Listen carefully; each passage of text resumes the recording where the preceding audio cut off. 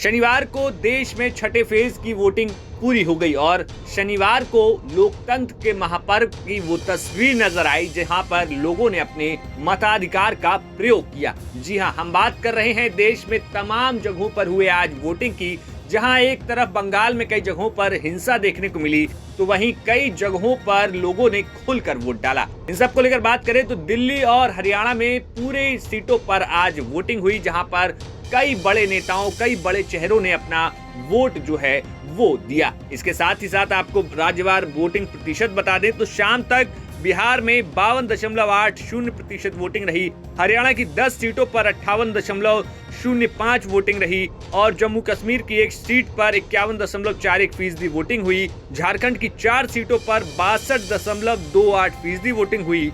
दिल्ली की 7 सीटों पर 54.37% वोटिंग हुई, तो वहीं ओडिशा की 6 सीटों पर 59.72% मतदान हुआ। इसके साथ ही साथ उत्तर प्रदेश की 14 सीटों पर 54.02% वोटिंग हुई और इसके साथ बंगाल की 8 सीटों पर 78.19% वोट डाला गया। इसके साथ आपको बता दें कि यहाँ पर आज तमाम बड़े चेहरों ने वोट डाला और क्या कुछ वहाँ की तस्वीर रही वो आप देख लीजिए।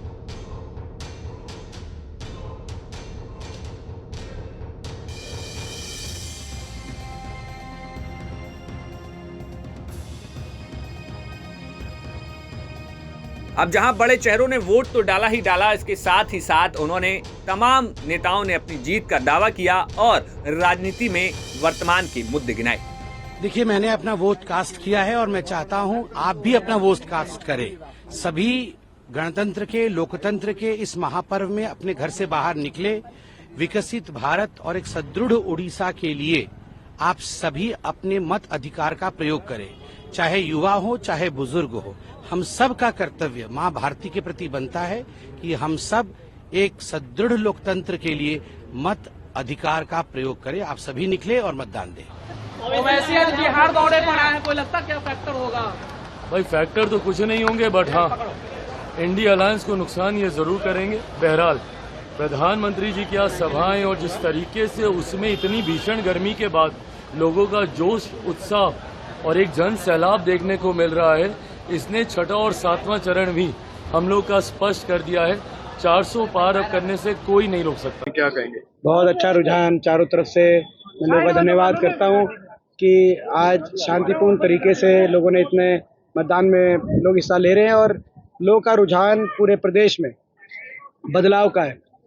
हरियाणा प्रदेश के उज्जवल भविष्य के लिए, संविधान को बचाने के लिए, प्रजातंत्र को बचाने के लिए सभी हरियाणावासी बदलाव की तरफ और कांग्रेस पार्टी की तरफ रुझान दिखा रहे हैं। देखिए, बिहार में और देश में मोदी लहर है और इस लहर में बिहार में लालू राहुल सब साफ हो जाएंगे और 4 तारीख को बाप बेटा पटकनियां दे करके पड़े रहेंगे किसी मस्जिद में। देखिए, ओवैसी का ड्रामा भी खत्म हो चुका है। ये ओवैसी, तेजस्वी, राहुल बाबा, ये ड्रामा भी खत्म हो चुका है।